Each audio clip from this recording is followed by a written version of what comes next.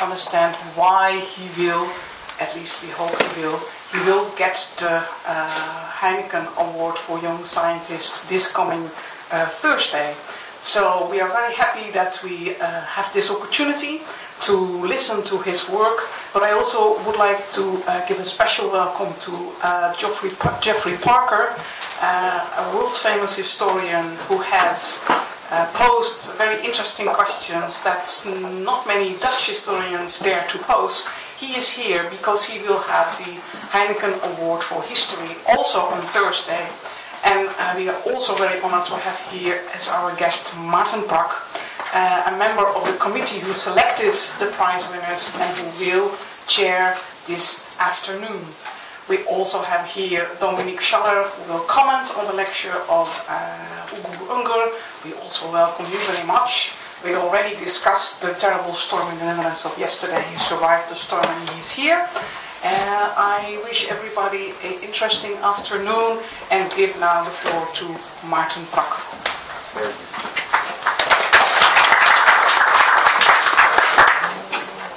Yes. Well, thank you, Marjan, for hosting this meeting. Most of what I was going to say has already been said by Marjan. So let me explain a little bit of the background of the Heineken Prizes. Some time ago, and I have to admit that the exact date has escaped me at this point, Freddy Heineken, well known for all the beer that he made us drink, decided to invest some of his enormous wealth, let's not be in doubt about that, in the establishment of a series of prizes that was basically designed to rival the Nobel Prizes. And the idea behind these prizes is that, whereas of course Alfred Nobel wanted to make up for all the horrible things he did to humanity, Freddy Heineken, as I think befits a beer brewer, wanted to celebrate the really important things in life. And therefore he decided to create a range of prizes in the types of science that he thought could contribute most to the well-being of humanity, us humans on the planet.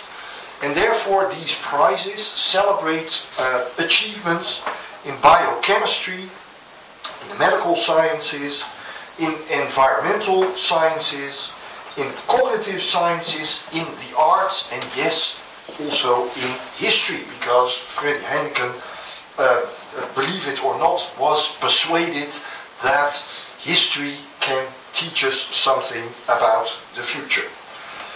And since the establishment of the prizes, which are awarded every other year, a long range of historians, mostly male I have to add, but last time there was also a female laureate, have been awarded the prize for their scholarly achievements. And as Marjan already explained, this year the prize is going to Geoffrey Parker for his outstanding work in a large range of topics, but one of them is of course particularly relevant to this environment. He has written a whole series of books on the history of warfare, albeit not in the 20th century, but in earlier ages, particularly the 16th and 17th centuries. A couple of years ago, the Heineken Foundation that funds the prizes had another brilliant idea, and that was to establish a new series of prizes to be awarded to young scholars next to those who are established scholars. There's no way, other way to describe it.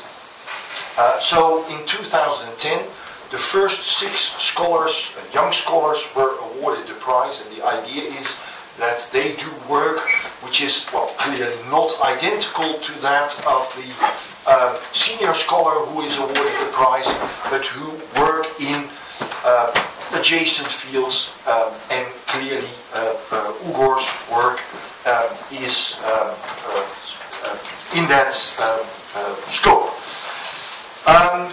So Uğur has been awarded the prize for his outstanding achievements already at a relatively young age. That tells you that I'm already quite senior. His work, as you all know probably, is particularly focusing on genocide. He wrote by now more than one book on the topic, but the jury, of which I am one of the members, has also applauded the ways in which he has communicated with a wider non-scholarly audience the kind of topics which are, as you will all realize, are controversial or painful in all kinds of ways, are not always nice to talk about in the public domain, but he has managed to do so in often surprising and sometimes even, I would also say, engaging, and perhaps in the title of his lecture also underlines that point, because I think very few people would imagine seeing the words funny and genocide in one sentence, but here we are. And part of the process of the awarding of the Heineken Prizes is that the laureates lecture on a topic that is crucial in their work. So tomorrow Jeffrey Parker is going to address an audience in, I have to say, Jeffrey, a slightly less impressive room in Utrecht. And today Uğur is going to address us here in English.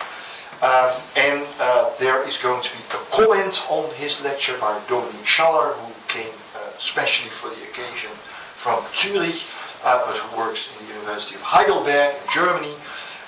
And the idea is that Uğur will talk for about 40 minutes, then there will be a, let's say, 15-minute comment, and then the floor will be open for, let's say, half an hour of debate, and then we'll have drinks, yes. So that's the order of the afternoon, and now I would like to introduce Uğur Ümit, who is a lecturer at Utrecht University, so I'm particularly proud that he is the prize winner for this year, but who also works as a researcher in this institute, and that's clearly why we are here today. Uğur, the floor is yours.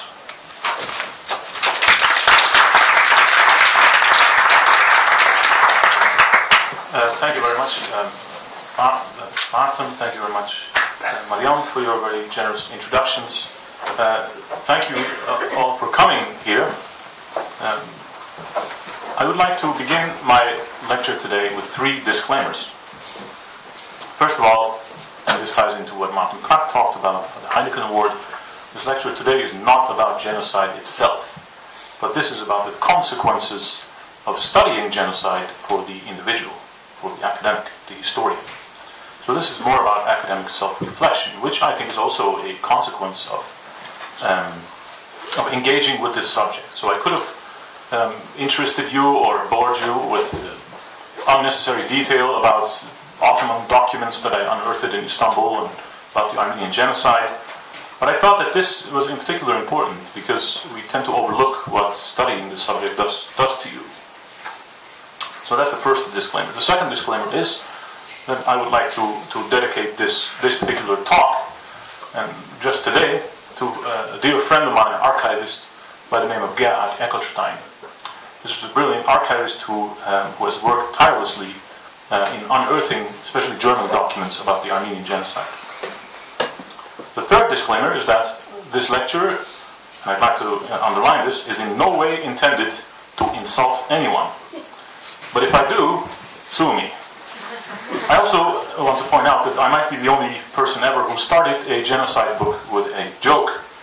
Namely, in my third book, Confiscation and Destruction, the Young Turk Seizure of Armenian Property, I started off with a joke. I'll show you the joke in a minute.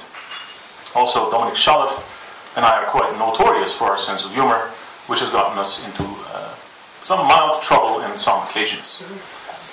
Now this means that in the next 40 minutes I'll discuss several jokes, and you will sit rather uncomfortably in your chairs, not knowing whether to express your moral outrage, this is unacceptable, or to suppress your shame, or to burst out into roaring laughter. But I would invite you to please burst out into roaring laughter. Now, in a nutshell, I'd like to argue that, of course, genocide may seem a subject so sensitive, it is beyond the reach of humor and comedy. I think most of us would agree that there's nothing funny about this evil phenomenon. Period. But the history of genocide, also the history of genocide studies, is replete with various humorous treatments by different actors with different agendas and distinctive objectives. This type of dark humor very often treats the subject, which is usually enveloped with solemnity, in a satirical manner. Now, in this lecture I explore the possibilities and impossibilities of genocide humor, and I argue that dark humor is really widespread among people who engage with genocide, and very often survivors, as three mechanisms. In a nutshell, criticism, secondly coping, and third, cohesion. I'll get back to that and I'll explain that. Now, what will I discuss today? Here's a general structure. What is humor? Just very briefly, I'll talk about how I had to engage in this. This, by the way, is a picture of hipster Hitler, which is a cartoon produced in Israel, which is absolutely hilarious. You can Google that. Secondly, I'll move on to three of the approaches that I just mentioned. I'll expound a bit on how these approaches are useful for understanding genocide, but also every once in a while to have a laugh at it, of course. Then there will be applause by you, and then I will move on to a response by Mr. Schaller, who's sitting here on my right. Now, what is humor? And I was making this slide and I thought, oof, that's a long story. We don't know. But there are ways of dealing with our ignorance. There are three major theoretical approaches: superiority theory, venting theory, and incongruity theory. Now, before I elaborate on this, I would like to say that there's a famous saying that if you tell a normal person a joke, he laughs. But if you tell an academic or a philosopher a joke, he thinks about why it is funny. And I really found humor theory was one of the most depressing things I've ever read. Because, in a way, more depressing than genocide, because it really kills the humor. Once you start understanding the mechanisms of laughter, you wish to terminate your engagement with it.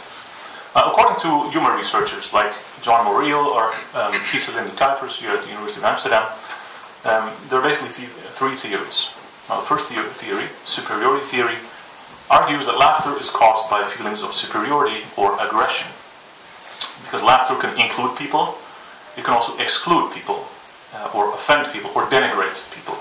And it often does. For example, bullies in primary schools or high schools, they always laugh at somebody's expense. In many cases, laughter is derision. You feel superior at somebody's mistake. Somebody slips over a banana and falls, hurts himself, and then you laugh. So this suggests that the source of laughter is aggression. And we laugh because in that particular instance, somebody falls and we don't, we feel superior to this person. And many psychological experiments conclude that people find aggressive humor, for example with a clear target, a clear victim, the most amusing form of humor. More amusing than neutral humor, so to say. That's an interesting theory. The second theory is venting theory. Laughter is seen as a discharge of physical, psychological, or social tension. And most comedy shows, for example, most sitcoms, you can think of any one of these, they build up tension and release this tension in a final showdown. So if you miss the last 5 minutes of a show, then you don't really get the punchline. And also physical tension, such as sexual feelings that cannot be expressed, therefore take recourse to sex jokes. And I've witnessed this, by the way, in a society like India, which is rather a conservative society, sexually speaking. The Indians have a wide variety, extremely wide variety of sexual jokes. Now, psychological tension, so physical tension is one, psychological tension can also be a common cause for laughter. And I'll get back to this later when I discuss the coping mechanisms. Now, social tension also, of course, is a classic. Something unexpected happens during a tense staff meeting or a political summit, and people laugh. It's a release of tension. A very famous example of this is Bill Clinton and Boris Yeltsin, when they're having a major press conference in front of the White House, and Bill Clinton just cracks up and he starts laughing because of the particular tension at that moment. And research really points out that people feel very relieved after a good laugh. Now, this theory, I think, I'd like to expound on this a little bit because I think it explains some of the approaches that I'll go into. This theory provides to me, it focuses on the tension, the arousal and the release, and the general principle is that there can be no laughter if there's no tension. And that's why so many jokes and comedy routines, they center on emotionally loaded topics. Family relations, for example, ethnic relations, for example, because there's tension in them. And genocide, I would say, also carries some tension in it. Now, one of the most interesting studies of venting theory, tension theory, was by Sigmund Freud, who published in 1905 a monograph, Jokes and Their Relation to the Unconscious. A lot of people don't really believe in Freud anymore, but I think he makes some interesting points there. And he provides a psychoanalytical theory in which he argues that the social and physical and psychological constraints make it impossible for us to express certain thoughts and feelings, especially related to sex and aggression. And so these mental phenomena build up in us and finally are ingeniously given expression in the laughter promoted by jokes. I might dislike someone, but I can't just go and beat him up, but I can make a joke about it. I might fancy a woman, but I just can't walk to her and have sex with her without her consent. So I create sexual jokes. Now the laughter that follows is seen as catharsis, as a sudden release of tension. And what better tension can there be than studying genocide? And I'll get back to that in a minute. Now the final theory is incongruity theory. This is a very convincing theory in my perspective. It argues that laughter is a reaction to a breakthrough of an expectation. Things don't add up. There's a line of thought, but it sends us the wrong way. There's a pattern of expectations of A, B, C, but then not D, but Z, for example.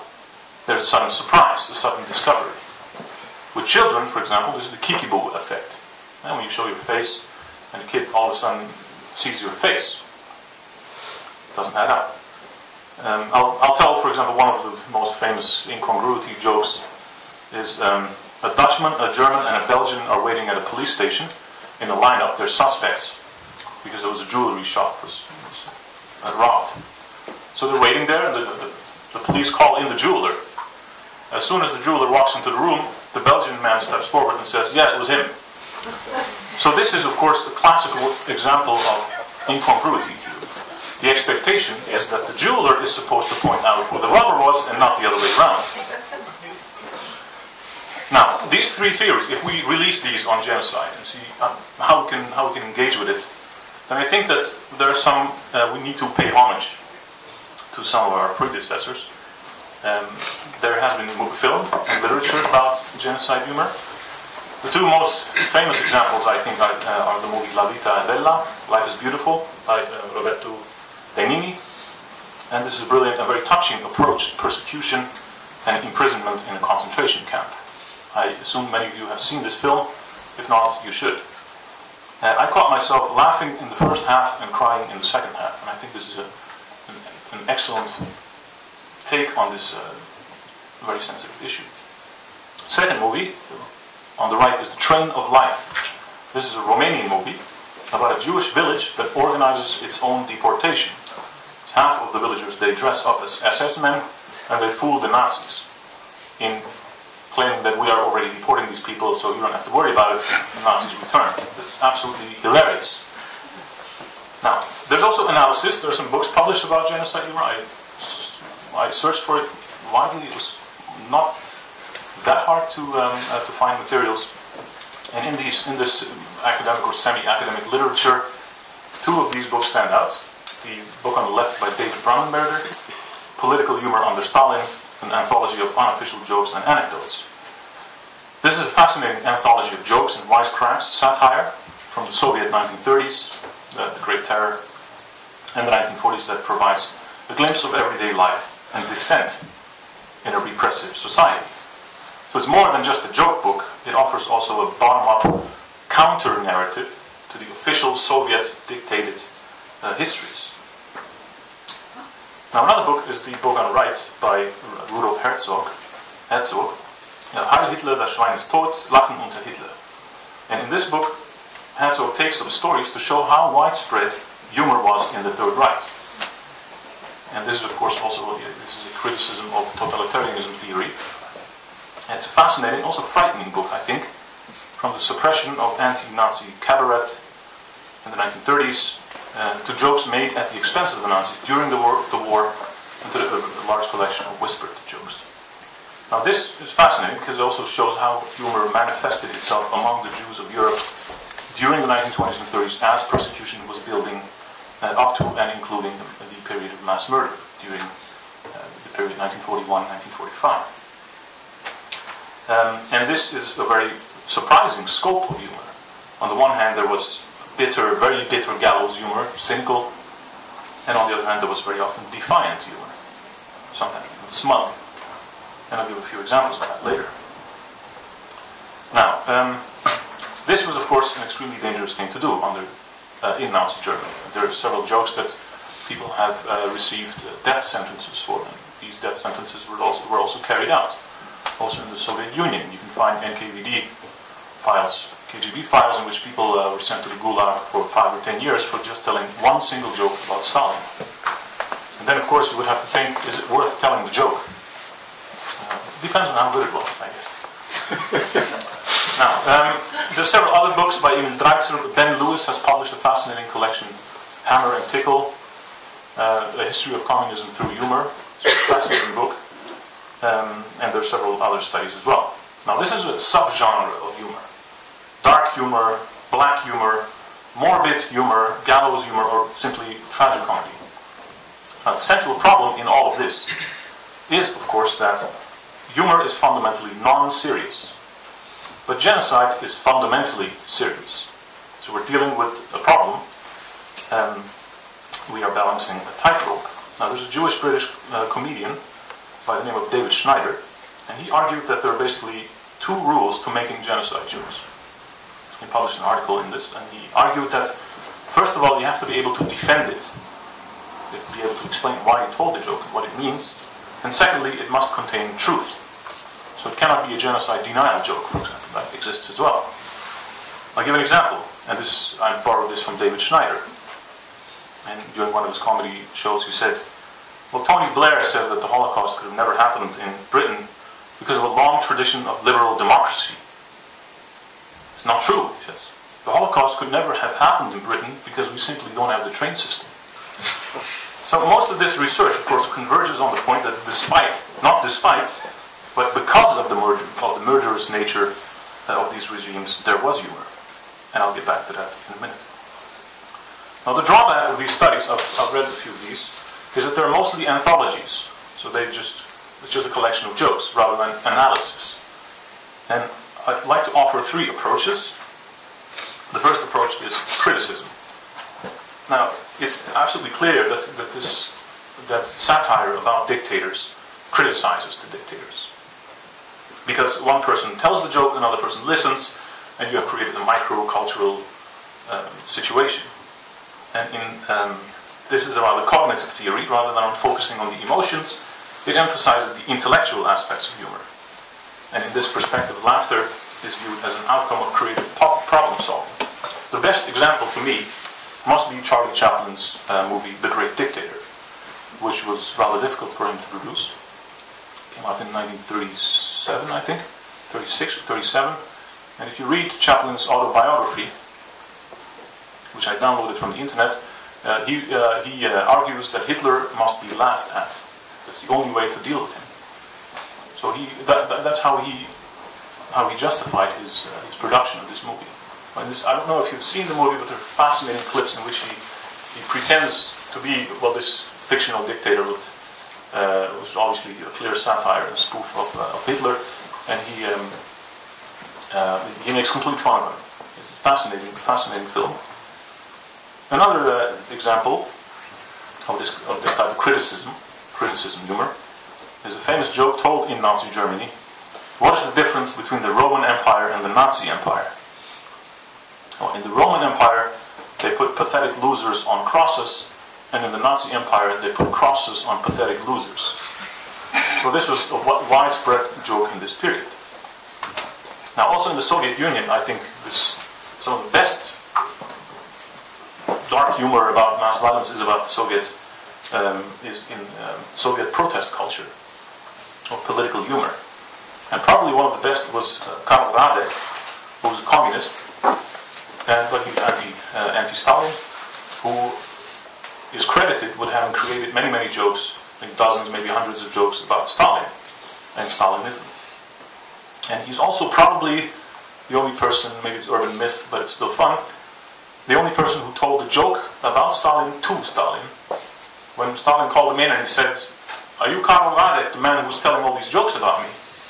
And Karl Radek says, "Yes, I've invented all these jokes, except for the joke that you are the leader of the international proletariat." So that's, of course, fantastic. Karl Radek unfortunately disappeared in 1939 under rather mysterious circumstances. In other words, he was probably killed by Stalin.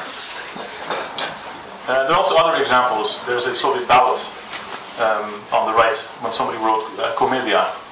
This is a comedy show. It's not an election.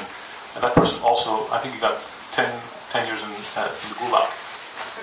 Now, according to Robert Thurston, who's a historian of Stalinism, there were three categories of Soviet humor. Those about Stalin as a person, those critical of the regime and of Soviet life in general, and those featuring the NKVD, the Soviet Secret Service.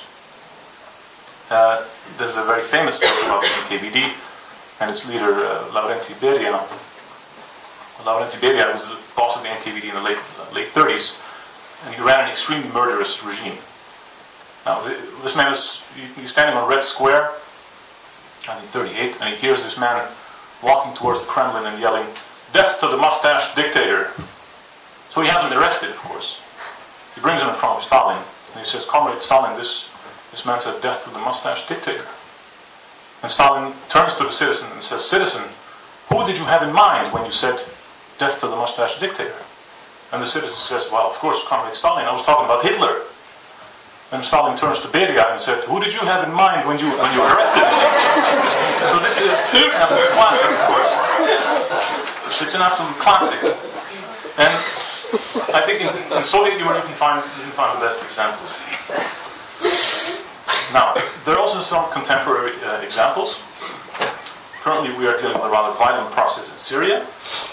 And the Prince Claus Fund has they've organized an exhibition about the culture of defiance and culture of protest during the Syrian uprising. And it's at Heidelberg 380. It's a free exhibition. I saw it 2 weeks ago. It's a fascinating collection of satirical cartoons, graffiti, and all kinds of weapons of the weak. And because we have seen an unprecedented outburst of protest culture and satire in Syria since the uprising began in March 2011. This is a very good example. It's a cartoon by Ali Ferzat. And Ali Ferzat is a cartoonist. He used to live in Damascus.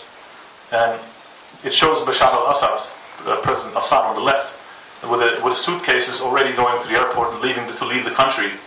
But his 5-year-old son, is clinging on to him. "I don't care, I want to be president, don't go." It's a clear satire how in Syria the presidency went from father to son. Which is absurd, because a 5-year-old kid wouldn't think about that. Now, Ali Ferzat, unfortunately, was arrested for that cartoon, and they beat him up. And it's a very interesting detail, they broke his hands as very symbolic violence to show that this type of defiance and criticism of the regime is not accepted. And he fled, I think he fled to Egypt, and I think to Jordan. There are many other examples of jokes against the Assad regime.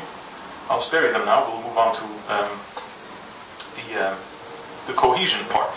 But I'd just like to point out that this type of humor, whether it's against Nazism or against Stalin or against the Assad regime, encapsulates really just very small joke, encapsulates criticism against a whole range of policies and ideologies. But criticism humor is really the safest form of humor for all of us in this room. Of course, we're all against genocide, and we're all against dictatorships. And after all, we sympathize with the victims. But the following two types of humor are slightly less accessible for a general audience. And the first one is cohesion. Now, cohesion is a form of cognitive bonding. Is humor that is created to bond a certain group of people together, whether it's an ethnic group, a national group, or a professional group. And to demonstrate this, I'll do a little test. So here's a joke. What's round and purple and commutes to work?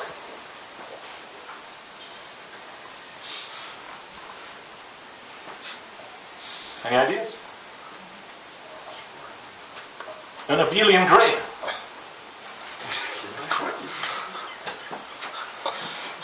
The silence in the room is fantastic. This, ladies and gentlemen, this is a joke by mathematicians to other mathematicians, because the audience for this joke first needs to know what an abelian group is, and that's the formula right down there. They need to know what commutativity is, how formulas commute, and they also need to know that, of course, that grapes are round and purple. So it's of course very unlikely that if you tell this joke in a newspaper that people would know that. At a conference of mathematicians, it's absolutely hilarious. All of you would have laughed your ass off. Now this kind of satire, parody or lampoonery is a professional deformation. What they call in Dutch a beroepsafwijking. Surgeons or undertakers, for example, they maintain their own brand of humor, which is not accessible to outsiders. There's a famous BBC show, 6 Feet Under, which talks about undertakers, I think, that demonstrates really clearly how when the customers who have lost somebody dear in front of the customers, they would never make jokes, never. But as soon as the door closes, of course, they're having a good time. So that's quite interesting. Now, this genre of humor may seem eccentric, disconcerting, or even offensive. Is it offensive to the family of the deceased to make these jokes? I will spare you the jokes that especially undertakers and people who work at morgues, they're probably the worst. In terms of inaccessibility of humor, of course. Sure, they're all very professional. Now, in his 1999 book on jokes, the philosopher Ted Cohen, he sums up this point by emphasizing that many jokes are high context. They're conditional. You cannot tell them in every context. They only work on condition that the audience has knowledge and the information processing ability required to understand them. And this conditionality level can be quite severe. In the cases that they're really inaccessible, the jokes are called hermetic. They're hermetically closed to an outside audience. They're deeply embedded in the professional culture. You have to be an undertaker or a grave digger to get these jokes. This can get quite costly as well. It can really become professional deformation. And I think also the genocide jokes, they're conditional on A, who's telling the joke, B, who's the audience, and C, where and why the joke is told. And to whom, of course. To demonstrate this, I will now tell the hermetic genocide joke that I started my book with. This is a very hermetic Stalin joke. Now, the British Prime Minister, Winston Churchill, the French President Charles de Gaulle, and Stalin are showing off their expensive gifts. Churchill displays an expensive snuff box with an inscription reading, "To dear Winston, from your loving wife." De Gaulle then has a distinctive pipe that reads, "To our dearest de Gaulle, from a patriotic Frenchwoman." Then Stalin pulls out a gold cigarette box encrusted with diamonds with an inscription that reads, "To Count Uvadov, from Grand Prince Sergei Alexandrovich." Now, first time I read this joke, I really had a difficult time for a few hours to regain my senses, because I found this extremely funny. What a rascal, this Stalin. First they dispossessed the Russian nobility, and then he's bragging with property that's not even his in the first place. Of course, this turns rather bitter when we realize the fate of the Russian nobility. There's a recent book by Douglas Smith, Former People, The Final Days of the Russian Aristocracy, in which most of these people were executed, of course. Now, just in a very small parenthesis before I move on, this type of professional bonding, if you tell this joke among Stalinism researchers, it bonds them together, it creates culture. But there's of course also ethnic bonding. When a group of Serbs get together and they tell a joke about Albanians, for example, that's racist, but also bonds them together. So in this case, it's really a form of cohesion. Now, what happens if you ignore the conditionality? If you tell, for example, an undertaker joke in front of a general audience or the family of the deceased. Most often, this is bad news. I'll give two examples. In February 2009, the two editors of Oxford University's newspaper, Cherwell, had to resign under pressure because they created a spoof edition in which jokes were made about the Holocaust. Now, I've seen this edition. It wasn't particularly good, but it was okay for me, of course, as a genocide scholar. But I can understand that the general audience didn't really get the jokes.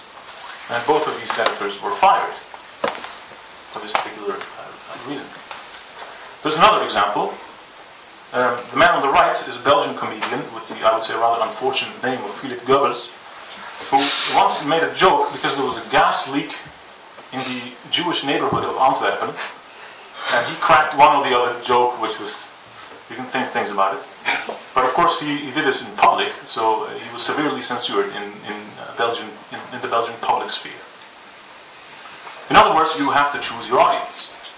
The problem here is, of course, that the construction of a moralistic standard, or political correctness, as we would call it, does not contribute to a better understanding of genocide and doesn't diminish an ethnic prejudice. So we could ask the question, why the moralizing then?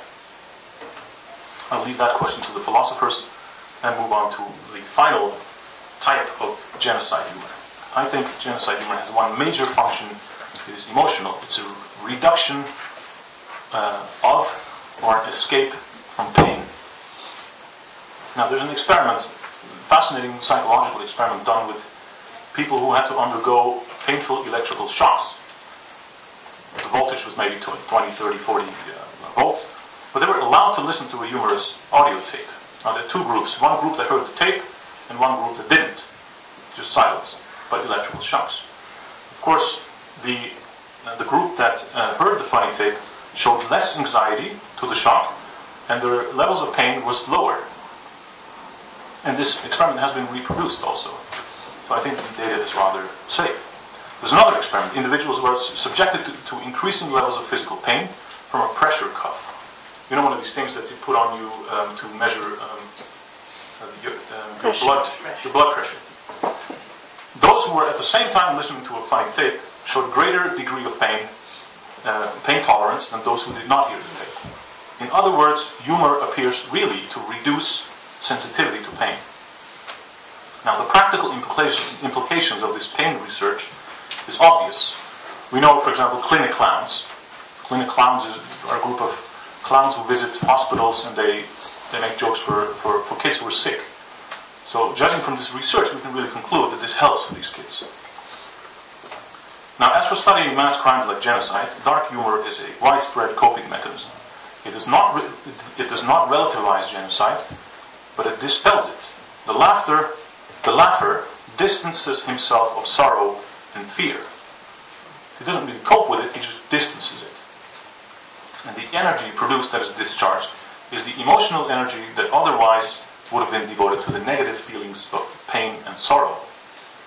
Because if you really read books on genocide, one after the other, year in, year out, you can imagine that this builds up. And this tension is very often released through humor. Now, in the film and TV series MASH, this is a show from the 1980s, so you'll see how old I am, even though I got the Young Scientist Award.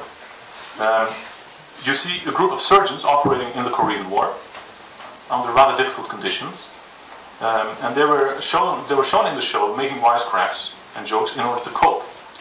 And this frequently occurs in official life, in real life, among soldiers, police, and others who are in stressful situations. So I mentioned surgeons before. Of course, these people are an example. I think it was Dominik Schaller who told me once the joke about a surgeon friend of his who was operating for hours on this one patient. It was a very complicated operation, so they started at 11 o'clock in the morning, and then it went on 2 or 3 hours, 4 or 5 hours. Then it was almost 5 o'clock, and then one of the surgeons says to the other one, I hope this patient dies so we can finally go home.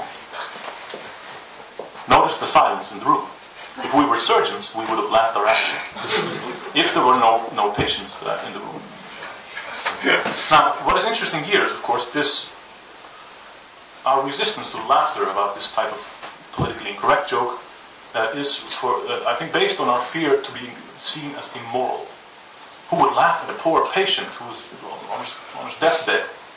But what I would like to argue here, and also what the research points out, is that by fantasizing about the forbidden transgression, the forbidden joke, you actually redraw the moral boundary of the profession.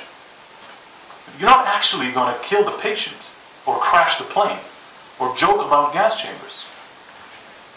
In other words, what may seem like a loosening of a moral norm is precisely the opposite. By telling these jokes, you produce professional culture and you strengthen the moral norms. And I think a lot of misunderstandings are based on this. Coping is also widespread during genocides, not only for the victims but also for the perpetrators. If we take the examples of the Holocaust, for example, the Nazis told jokes about Jews, and the Jews told jokes about Nazis. And obviously these are different meanings and contexts. For example, for the victims, they attempt to cope with their condition, ridicule the perpetrators. In the camps, for example, like Westerbork or Theresienstadt, there was cabaret, including very subtle satire of the persecutions. This is an example of this cabaret by Max Ehrlich, who was ultimately killed in 1944. He organized a cabaret club, a theater club in Westerbork. Of course, open satire of the Nazi regime was prohibited. You would be shot for that or deported. But there was a coping mechanism for them, for people to reproduce normality under extremely difficult conditions. And of course, Jewish jokes about Nazis in the 1930s were widespread. For example, they had the joke about the Nuremberg laws, that there are two kinds of Aryans. There are non-Aryans and there are barbarians. There's a famous joke, why is there no God in Auschwitz? He didn't get through the selection. There's another one, which, for example, there's one Jew runs into the other Jew on the streets of Berlin, late 30s, and he sees, and it's the rabbi. The rabbi is reading Der Stürmer, this is a Nazi newspaper, and he says, Rabbi, I noticed that you're reading Der Stürmer, I can't understand it. It's a Nazi libel paper, why are you reading this crap? And the rabbi says, exactly on the contrary. When I read the Jewish newspapers, all I learned was pogroms or riots in Palestine and assimilation in America. But now I read the Der Stürmer, I see that the Jews control all the banks, we dominate in the arts, and that we're on the verge of taking over the entire world. I feel much better. So for these people, of course, it's an extremely painful newspaper, really racist stuff, but it's a coping mechanism. And of course, indeed, George Orwell famously said, every joke is a tiny revolution. Now, finally, before we move on to conclusions, and a brief clip that I'd like to show, even for the perpetrators, humor is widespread. And this is, I think, an interesting research question for some of our students who are in the room. Why do perpetrators and how do they denigrate, or how is humor a part of their process of persecution and denigration? They mean to dehumanize the victims. And studies also confirm the common sense view that people tend to enjoy aggressive jokes towards a person or a group which they dislike. Now, of course, many of these jokes are hateful, but there are examples of these. Stalin, for example, he even joked about his own reign of terror. There's one joke which I read in, I think it was Khrushchev's memoirs. He's walking down the hall in the Kremlin. This is the height of the deportations, the Great Terror. Everybody's being shot left and right. And then he walks into his personal secretary. And he stops him and he says, hey, didn't I have you deported? And he walks away chuckling and laughing. Well, the man is pissing his pants over there. So I think this is quite interesting how some perpetrators also they deal with their perpetration through humor. I think this might also be an aspect of venting theory. Now, to conclude my talk, genocide humor has many functions. It is for coping, for cohesion, and for criticism. then joking about genocide is based on two major ingredients: conditionality, based on the audience, and positionality. It matters who it is who makes the joke. But of course, we can also ask a few questions. Why is there moral equivalence? Why are some genocides more of a moral taboo, and are the norms of political correctness higher in some genocides than others? Stalin jokes, for example, are funnier than Hitler jokes. Why? And also the victims of Nazism and the victims of Stalinism. There's an interesting moral equivalence which influences the way that we can or cannot joke about these events. Now, I want to end with a brilliant, very absurdistic clip from an episode of Curb Your Enthusiasm, which is a comedy show produced by Larry David. But before I do that, I'd like to get the applause that I, of course, okay.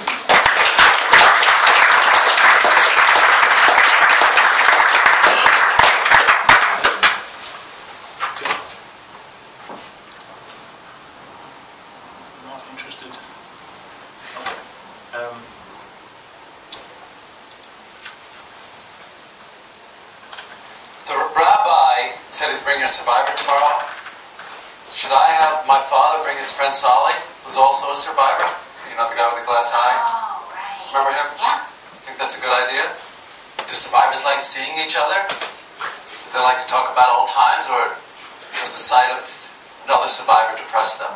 I think you should invite him. Invite him. I guess if I was a survivor, I'd want to see somebody. You want to see somebody you have a shared experience. Yeah, talk about, well, see, that's the thing. Do they want to? Larry. Hello, Rabbi. Hello. This is Colby. Hi, Larry. Nice to meet you. Where's this survivor? Well, he's the survivor. From the television show. Survivor. I was over in Australia. Yeah. I'm a huge fan of Seinfeld. He really is. How is Jerry? He's good. Yeah. Still doing stand-up? I just thought you two should be, fellow celebrities. Thanks again for having me on. No problem. Okay, I'm gonna say hello to my dad. Okay. Thanks again. Hi. Hey. You're the survivor guy, right? Hello, Sally. Good to see you. Yeah. You have a beautiful house. Oh, thank you. Thank you. There's going to be a dinner? Oh, there'll be a dinner.